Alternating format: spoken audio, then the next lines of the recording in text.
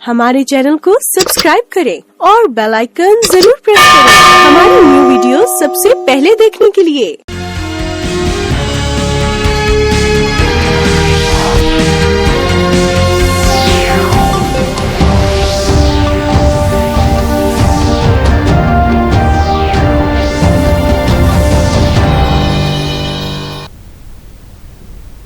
नमस्कार, अरुणाचल समाचार में आपका स्वागत है। मैं हूं सुलोकना सूत्रधर। आइए बुलेटिन में सबसे पहले देखते हैं मुख्य समाचार। बीते 9 दिसंबर को तवांग में एलएसी के पास भारत और चीन की सेना के बीच हुई झड़प पर रक्षा मंत्री राजनाथ सिंह ने संसद के दोनों सदनों में दिया बयान। कहा, चीन की पीएलए ने एलएसी का अतिक्रमण करने का किया प्रयास, लेकिन भारतीय सैनिकों ने चीन की कोशिश का किया डटकर मुकाबला। मुख्यमंत्री पेमा खांडू ने कहा, ईद का जवाब लोहे से दे रही है भारतीय सेना। केंद्रीय कानून मंत्री किरेन रिजिजू ने कहा, प्राचीन समय से भारत का अभिन्न अंग रहा है अरुणाचल प्रदेश। लोकसभा सांसद तापिर गाव और कांग्रेस विधायक मिनोंग एरिंग ने भी की चीन की हरकत की निंदा। पासीघाट स्थित राष्ट्रीय रक्षा यूनिवर्सिटी में सुरक्षा विषयों से संबंधित कोर्स की हुई शुरुआत। सुरक्षा कर्मियों को सुरक्षा संबंधी विषयों पर दिया जा रहा है 10 दिवसीय प्रशिक्षण। सैनिक स्कूल ईस्ट सियांग के प्रिंसिपल कमांडर प्रवीण कुमार कोला ने प्रशिक्षुओं से कहा, देश की सुरक्षा है सर्वोपरि। रक्षा मंत्री राजनाथ सिंह ने कहा है कि अरुणाचल प्रदेश के तवांग क्षेत्र में भारतीय और चीनी सेनाओं के बीच हुई झड़प के दौरान न तो हमारे किसी जवान की मृत्यु हुई है और न ही हमारा कोई जवान गंभीर रूप से घायल हुआ है। तवांग की घटना पर आज लोकसभा और राज्यसभा में बयान देते हुए रक्षा मंत्री ने कहा कि चीनी सैनिकों ने इस महीने की 9 तारीख को यांगसे क्षेत्र में line of actual control LAC का अतिक्रमण करने की कोशिश की और एक तरफा तौर पर स्टेटस को यानी यथास्थिति को बदला। भारतीय सैनिकों ने चीन की कोशिश का डटकर मुकाबला किया और उसे नाकाम कर दिया। श्री राजनाथ सिंह ने कहा कि ये झड़प हाथापाई में बदल गई, जिसका हमारी सेना ने बहादुरी से मुकाबला किया और चीनी सैनिकों को भारतीय क्षेत्र में आने से रोकते हुए उन्हें वापस अपनी चौकियों पर जाने को मजबूर कर दिया। अरुणाचल प्रदेश के तवांग सेक्टर में हमारी सीमा पर 9 दिसंबर 2022 को हुई एक घटना के बारे में अवगत कराना चाहूंगा। प्लीज स्टेटमेंट के बीच में नहीं बोलते। नो प्लीज में छुट्टी भी थी। 9 दिसंबर 2022 को पीएलए ट्रुप्स ने तवांग सेक्टर के यांगसे एरिया में लाइन ऑफ एक्चुअल कंट्रोल पर अतिक्रमण कर स्टेटस को एक तरफा बदलने का प्रयास किया। चाइना के इस प्रयास का हमारी सेना ने दृढ़ता के साथ सामना किया है अध्यक्ष महोदय, और इस फेस ऑफ में हाथापाई भी हुई है। भारतीय सेना ने बहादुरी से पीएलए को हमारी टेरिटरी में अतिक्रमण करने से रोका और उन्हें उनकी पोस्ट पर वापस जाने के लिए मजबूर कर दिया अध्यक्ष महोदय। इस झड़प में दोनों ओर के कुछ सैनिकों को चोटें भी आई हैं और मैं इस सदन को अवगत कराना चाहता हूं कि हमारे किसी भी सैनिक की न तो मृत्यु हुई है और न ही कोई गंभीर रूप से घायल हुआ है। इंडियन मिलिट्री कमांडर्स के टाइमली इंटरवेंशन के कारण पीएलए सोल्जर्स अपनी लोकेशंस पर वापस चले गए अध्यक्ष महोदय, और इस घटना के पश्चात एरिया के लोकल कमांडर ने 11 दिसंबर 2022 को अपने चाइनीज काउंटर पार्ट के साथ स्थापित व्यवस्था के तहत एक फ्लैग मीटिंग की और इस घटना पर चर्चा की। चीनी पक्ष को इस तरह के एक्शन के लिए मना किया गया और सीमा पर शांति बनाए रखने के लिए कहा गया। इस मुद्दे को चीनी पक्ष के साथ कूटनीतिक स्तर पर भी उठाया गया है। अध्यक्ष महोदय, मैं इस सदन को आश्वस्त करना चाहता हूं कि हमारी सेनाएं हमारी भौमिक अखंडता को सुरक्षित रखने के लिए पूरी तरह से प्रतिबद्ध हैं और इसके खिलाफ किसी भी प्रयास को रोकने के लिए सदैव तत्पर है हमारी भारत की सेना। और मुझे विश्वास है कि यह सदन हमारी सेनाओं की वीरता और साहस को एक स्वर से समर्थन देगा। और अध्यक्ष महोदय, मैं पूरी तरह से आश्वस्त हूं कि यह संसद बिना किसी संशय के भारत की सेना की क्षमता, शौर्य, पराक्रम व प्रतिबद्धता का भी अभिनंदन करेगा। धन्यवाद अध्यक्ष महोदय। केंद्रीय गृह मंत्री अमित शाह ने बीते 9 दिसंबर को तवांग में एलएसी के पास भारत और चीन की सेना के बीच हुई झड़प के दौरान चीनी सेना का डटकर मुकाबला करने को लेकर भारतीय सेना की तारीफ की। श्री शाह ने कहा कि देश में जब तक प्रधानमंत्री नरेंद्र मोदी की सरकार है, कोई भी देश भारत की एक भी इंच जमीन नहीं ले सकता। प्रधानमंत्री है और जब तक भारतीय जनता पार्टी की मोदी सरकार चल रही है, 1 इंच जमीन पर भी कोई कब्जा नहीं कर सकता। कल अपने सेना के जवानों ने जो 8 की देर रात को और 9 की सुबह को जो वीरता दिखाई है, मैं इसकी बुरी बुरी प्रशंसा करता हूं। इन्होंने घुसे हुए सभी लोगों को कुछ ही घंटों में वापस खदेड़ दिया और हमारी भूमि का रक्षण किया है। मुख्यमंत्री पेमा खांडू ने भारत और चीन की सेना की झड़प के मुद्दे पर एक ट्वीट में कहा कि ये 1962 नहीं है और यदि कोई अतिक्रमण की कोशिश करेगा तो हमारे बहादुर सैनिक करारा जवाब देंगे।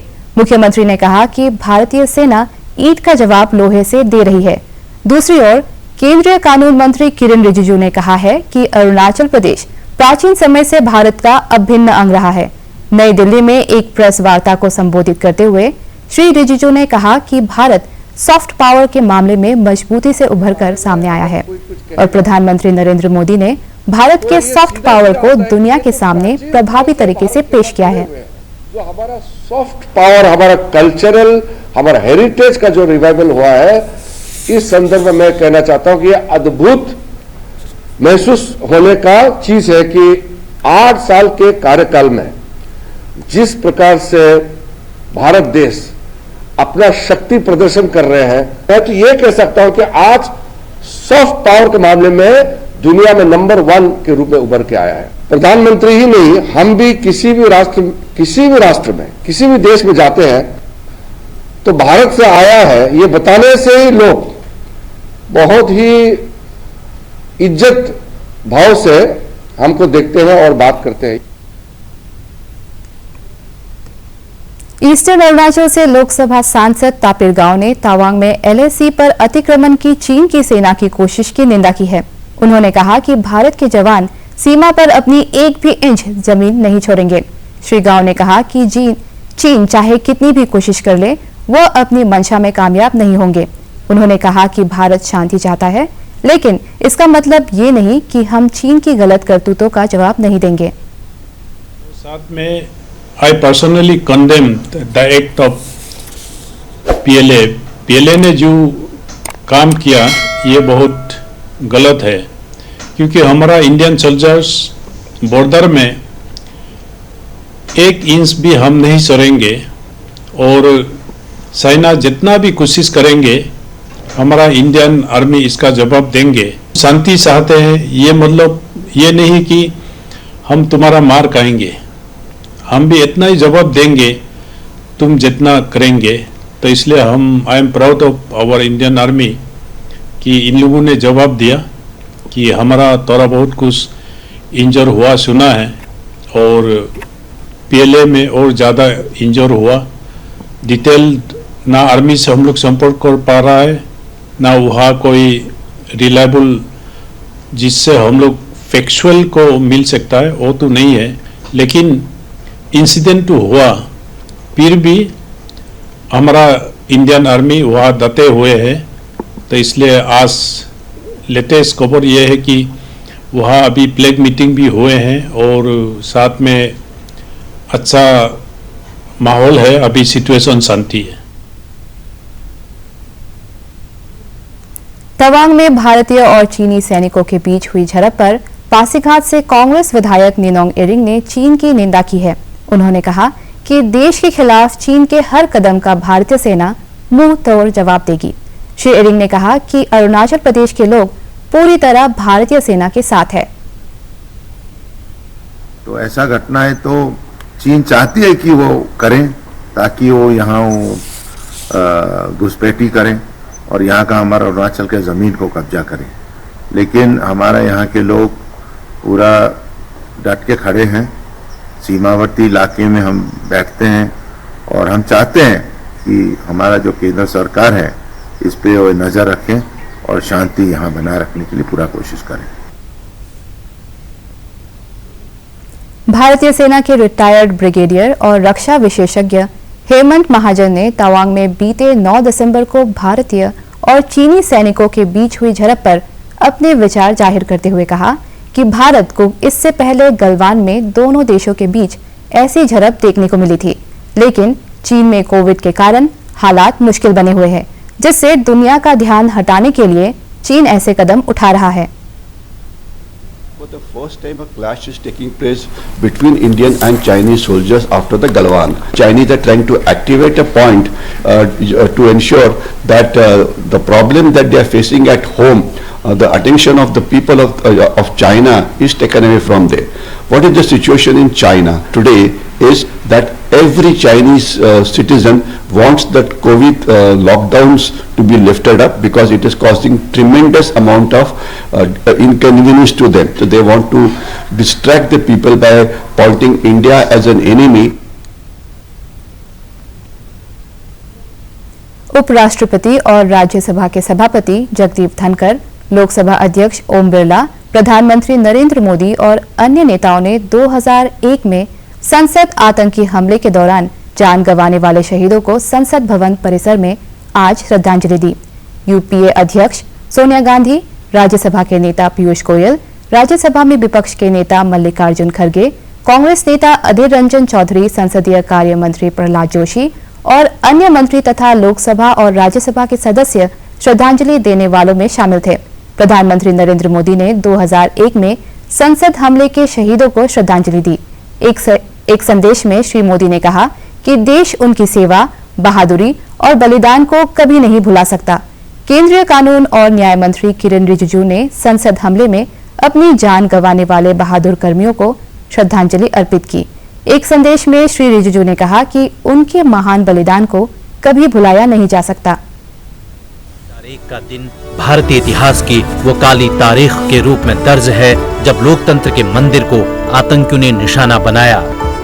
इस हमले में आतंकवादियों ने एक सफेद एम्बेसडर कार का इस्तेमाल किया। उस दिन संसद में शीतकालीन सत्र चल रहा था। लश्कर-ए-तैयबा और जैश-ए-मोहम्मद के 5 आतंकवादियों ने संसद भवन पर हमला करते हुए अंधाधुंध फायरिंग की। इस हमले में दिल्ली पुलिस और सीआरपीएफ के साथ संसद भवन के सुरक्षा कर्मियों ने अपना बलिदान दिया। इन 9 बलिदानियों ने आतंकवादी हमले के खिलाफ संसद की रक्षा करते हुए अपने प्राणों की आहुति दे दी। वहीं हमले को अंजाम देने आए 5 आतंकवादियों को ढेर कर दिया गया। इस हमले से जुड़े 4 आतंकवादियों को गिरफ्तार किया गया, जिनमें मुख्य आरोपी अफजल गुरु को 2013 में दिल्ली की तिहाड़ जेल में फांसी की सजा दी गई। ईस्ट सियांग जिले के पासीघाट स्थित राष्ट्रीय रक्षा यूनिवर्सिटी में सुरक्षा विषयों से संबंधित कोर्स की शुरुआत हुई है। यूनिवर्सिटी में सैनिक स्कूल ईस्ट सियांग के सुरक्षा कर्मियों को भी सुरक्षा संबंधी विषयों पर 10 दिवसीय प्रशिक्षण दिया जा रहा है। सोमवार को शुरू हुए कोर्स के पहले सेशन में सैनिक स्कूल के प्रिंसिपल कमांडर प्रवीण कुमार पोला ने चीफ गेस्ट के तौर पर हिस्सा लिया। अपने संबोधन में कमांडर पोला ने कहा कि देश की सुरक्षा सर्वोपरि है। उन्होंने प्रशिक्षण में हिस्सा ले रहे सुरक्षा कर्मियों से पाठ्यक्रम को गंभीरतापूर्वक पूरा करने की अपील की। इस अवसर पर यूनिवर्सिटी कैंपस के प्रभारी संचालक अविनाश खरेल ने भी ट्रेनिंग सेशन को संबोधित किया। देश का रक्षा सर्वोपरि, इससे ज्यादा कुछ नहीं। अपना सैनिक स्कूल का रक्षा और अपना अरुणाचल का रक्षा और फाइनली अपना राष्ट्र का रक्षा, ये अपना सम्मान का बात है। अपना सैनिक स्कूल को फर्स्ट कोर्स शुरू हो रहा है यहाँ आरआरबी में, अपना ये फर्स्ट कोर्स है। ये कोर्स को एकदम सीरियसली लेना है और हर चीज, हर छोटा इंपॉर्टेंट चीज जो भी आपको समझ में नहीं आता है, आपको फैकल्टी के रुकवा है, पूछ लीजिए। ये सर्टिफिकेट बहुत वैल्यू होने वाला है, राइट। आप सभी आगे सिक्योरिटी गार्ड बनने में बहुत अच्छे कैरियर बन सकते हैं। और ये जो सर्टिफिकेट है बहुत ही मूल्यवान है और इसको अच्छे से सीख के और अच्छे से पास हो जाइए। केंद्रीय गृह मंत्री अमित शाह ने लोकसभा में आज प्रश्नकाल को बाधित करने पर कांग्रेस की अगुवाई वाले विपक्ष को घेरा और कहा कि वो विपक्ष के इस कदम की निंदा करते हैं। गृह मंत्री ने कहा कि लोकसभा में आज कांग्रेस के राजीव गांधी फाउंडेशन को चीन के दूतावास द्वारा हुई फंडिंग का मुद्दा उठाया जाना था और इसी कारण कांग्रेस ने सदन की कार्यवाही को जानबूझकर बाधित किया। सुबह घटी घटनाओं का हवाला देते हुए विपक्ष ने बहुमूल्य प्रश्नकाल को स्थगित करवा दिया। इसका कोई औचित्य इसलिए नहीं था कि पार्लियामेंट्री अफेयर्स मिनिस्टर ने स्पष्टता से कह दिया था कि 12 बजे इस देश के रक्षा मंत्री श्री राजनाथ सिंह जी इस विषय पर सदन के सामने अपना बयान रखेंगे। जब बयान रखने की बात कर ही दी तो इसका कोई औचित्य नहीं था।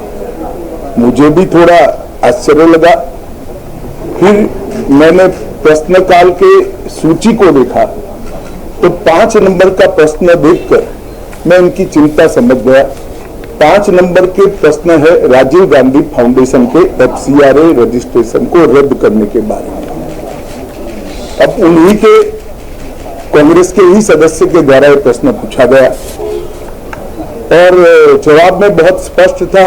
अगर मौका देते तो मैं सदन के पटल पर भी बताता कि राजीव गांधी फाउंडेशन को 2005-6 और 6-7 के वित्तीय वर्षाल में चीनी दूतावास से 1 करोड़ 35 लाख रुपए का अनुदान प्राप्त हुआ। चूंकि FCRA के कानून और उसकी मर्यादाओं के अनुरूप नहीं था तो नोटिस देकर पूर्णतया कानूनी प्रक्रिया का अनुपालना करते हुए गृह मंत्रालय ने इसका रजिस्ट्रेशन रद्द किया था। फाउंडेशन ने अपना रजिस्ट्रेशन सामाजिक कार्यों के लिए करवाया है और ये जो राशि चीनी दूतावास से मिली इसका उपयोग भारत चीन संबंधों के विकास पर शोध करने के लिए ये पैसा दिया गया है। अब मैं कांग्रेस पार्टी को पूछना चाहता हूं कि इन्होंने शोध तो जरूर किया होगा, क्या उनकी शोध में 1962 में जो हजारों हेक्टेयर भूमि भारत की चीन ने हड़प ली वो शामिल था क्या? और शोध इस पर किया तो रिपोर्ट क्या आई है? नेहरू जी के प्रेम के कारण सुरक्षा परिषद में भारत की स्थायी सदस्यता बलि चढ़ गई। इस विषय को उन्होंने शोध का विषय बनाया था क्या? अरुणाचल प्रदेश बाल अधिकार संरक्षण आयोग ने शी-योमी जिले के तातो स्थित गवर्नमेंट हायर सेकेंडरी स्कूल में बाल अधिकारों के उल्लंघन विषय पर एक जागरूकता कार्यक्रम का आयोजन किया। इस कार्यक्रम के दौरान कई इंटरैक्टिव सेशन हुए और चाइल्ड अब्यूज, प्रिवेंशन और प्रोटेक्शन जैसे विषयों पर प्रतिभागियों ने प्रेजेंटेशन दिए। अरुणाचल समाचार के आज के अंक में इतना ही। हम कल फिर हाजिर होंगे अरुणाचल और देश दुनिया की खबरों के साथ। चलते चलते आपको बता दें कि आप अरुणाचल समाचार हमारे YouTube channel DD news Arunachal पर भी देख सकते हैं। देखते रहिए अरुण प्रभा। नमस्कार।